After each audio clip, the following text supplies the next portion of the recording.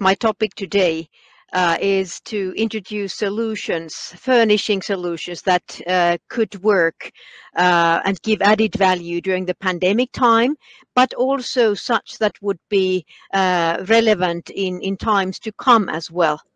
And my perspective in this sense is because, at least in Finland, schools are very limited with their financial resources, and there is no extra budget for any investments because of the pandemic times what comes to the furnishing.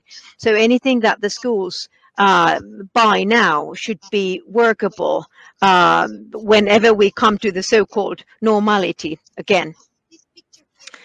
This picture here, I truly don't know what the pandemic times classroom in Poland look like, but this picture here is very much what Finnish classrooms during the pandemic times look like. So single, separate student working stations, teachers trying to keep their students apart from each other. A couple of reminders to us before we continue with the actual furnishing solutions. We have to keep in mind that whenever we affect to the physical learning environment, simultaneously we make changes to the psychological, social, and virtual learning environment as well. So we cannot imagine that only changing the furniture is something that is good as it is, but it always needs to be combined to the physical, to the psychological, social, and virtual elements of the learning environment. And at its best, the big picture is developed as one holistic thing. So let's not forget the other aspects of the learning environment as we start changing the physical part of it. And another reminder, the physical learning environment is as good as its ability to serve the objectives of the curriculum and chosen pedagogies in question. And this is why you, dear listeners, you are the experts to reflect on your curriculum, whatever curriculum is implemented in your school, and the pedagogies through which you want to gain to the objectives of your given curriculum. So we need to tailor. We need to understand that actually every single learning environment in every single school environment can be different. Well, coming back to the pandemic time classroom, actually my pictures, they are all from Finnish schools, mostly from Finnish schools, Finnish public schools, and from non-pandemic times. So all these pictures are from schools that were operating regularly, normally before March 2020. But these pictures are something that could be an added value to the current times as well. Yes, single working stations apart from each other, that's a good starting point.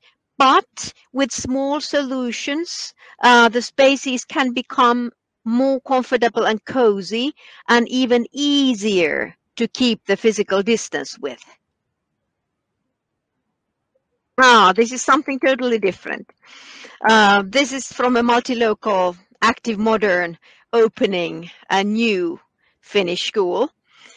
This is for us to understand that during the pandemic times, actually during the distant learning times, as we were doing the education last spring in Finland, the parents and the teachers, they made a remark that during their studies at home, the children were very much self-regulated to vary and choose the learning station dependent on the topic or method.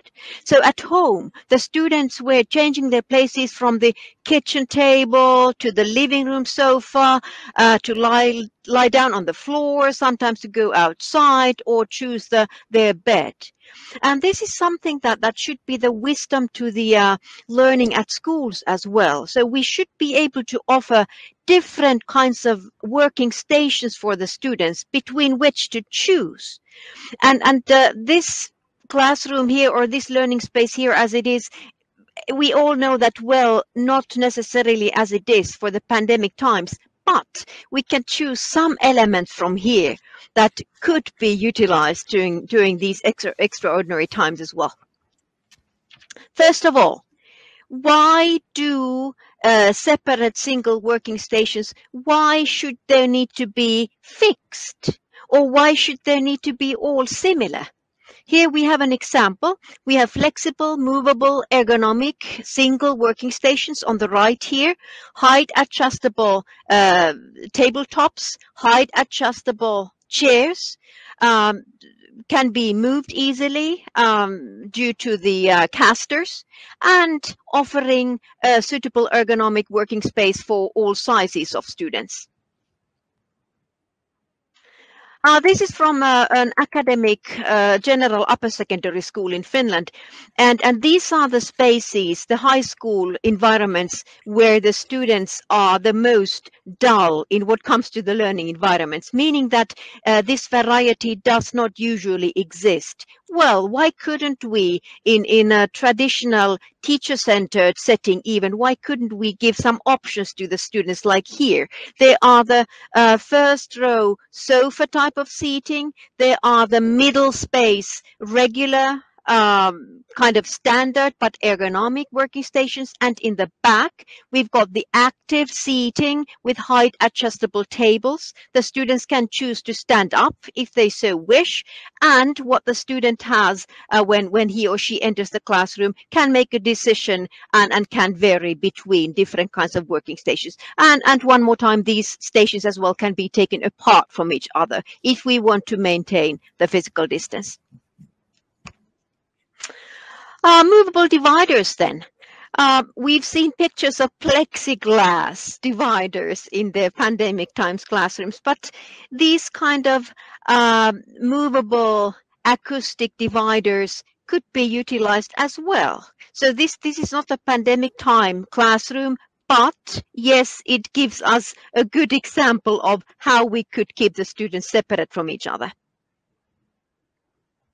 The same similar kind of movable divider, reducing the amount of sensory stimuli, specifically for students that are sensitive with the sensory functions.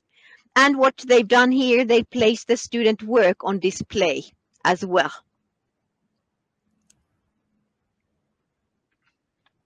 Some more acoustic movable dividers here. On both of the sides, you can see separate single working stations with active chairs and the height adjustable tabletops, the single stations on the sides, left and right side. In the middle, we've got some team working stations with one more time ergonomic seating. In the back, there is a more stable sofa, giving the structure to the class.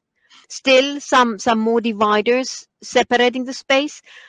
And one more remark here: if you look to the front of the class, the teacher's working station does not always need to be the big, huge, stable working table in the front of the class, but it could be a height adjustable, easy to move mobile working station and an active chair, as the teacher here has chosen.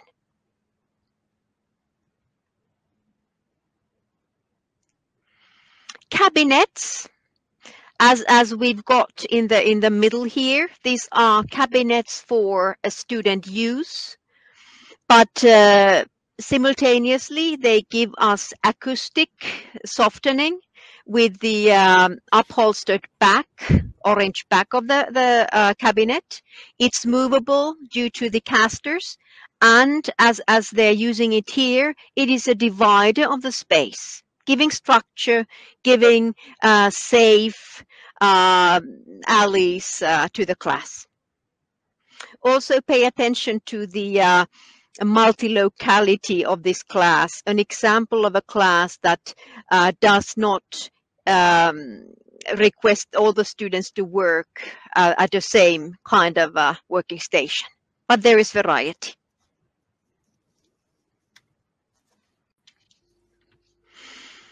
More dividers.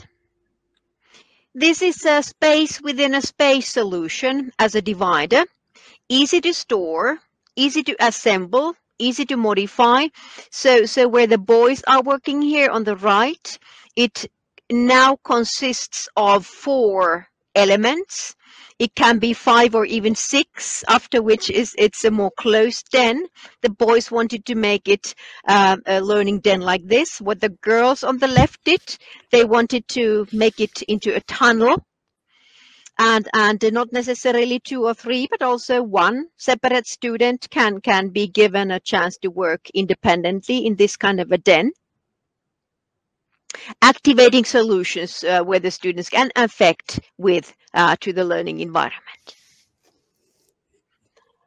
How complicated eventually do we need the furnishing to be? Could this serve as a furnishing for some kind of a learning space? These kind of seats, they give us the freedom to utilize the floor area. Easy to store, easy to take away, easy to reassemble. An auditorium we got within 2 minutes. Ideology like this could even exist in a university. So this is a very much realistic existing university study room from a Finnish University of Applied Sciences.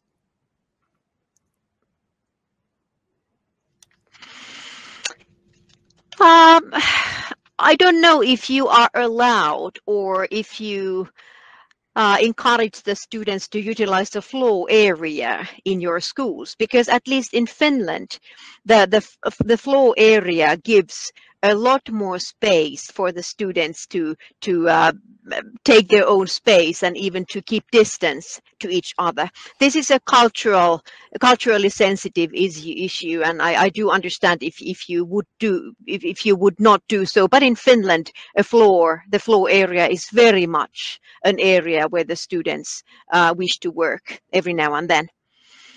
Quite often we either have a textile floor as the material for the floor, or like here we insert separate carpets to make it more comfortable. And yes, our students don't wear outdoor shoes inside of the school buildings where we utilize the floor area like here.